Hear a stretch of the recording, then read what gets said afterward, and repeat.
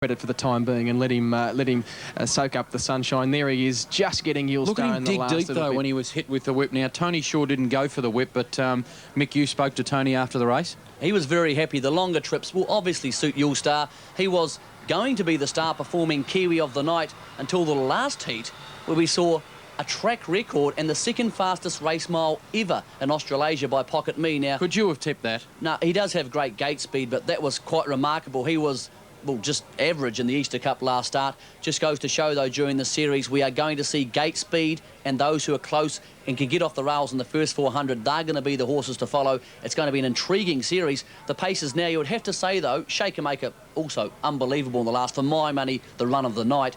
You'd have to say, At It Again deserves to be favourite. Who would be second favourite? Courage Under Fire for you or Shaker? No, I think Shaker Maker. You couldn't possibly criticise the horse for that. John Justice, well, some punters sort of felt that he erred by letting Mark Purdon come around him in the last lap on that final occasion. But when he got clear... we thought that.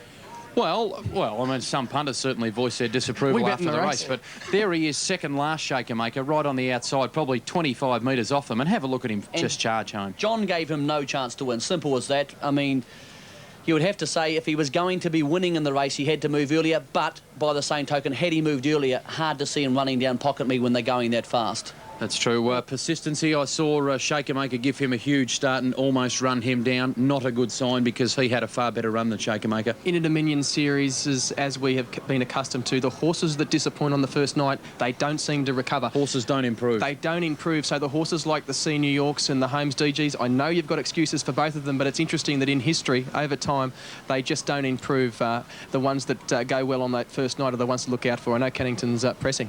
Yeah, that's right. I was just looking there behind the boxes at Cannington. So that was our sort of summary of the pacing heats. We'll talk a little bit more about the trotters in just a moment. But Last Sunset, of course, just effortless winning the first of the trotting heats. And the second heat, well, it was pretty comfortable stuff in the finish for Mountain. Well, not comfortable stuff, but amazing stuff from Mountain Gold to get up after the trouble that he found himself in a couple of occasions. Yeah, they clearly dominate the series, I would say. Sundon's Way, the only other danger. Spoke to Anthony, but he was a touch disappointed with the effort of Take a Moment, who galloped at the start and didn't trot perfectly afterwards. So it looks the Kiwis certain to dominate the trotters, and a shame to see National Interest gallop tonight because he does deserve a good heat win. And now I can say it, we're off to the dogs at Cannington. This time I got it right. $3.20 the favourite, Acacius from box 2.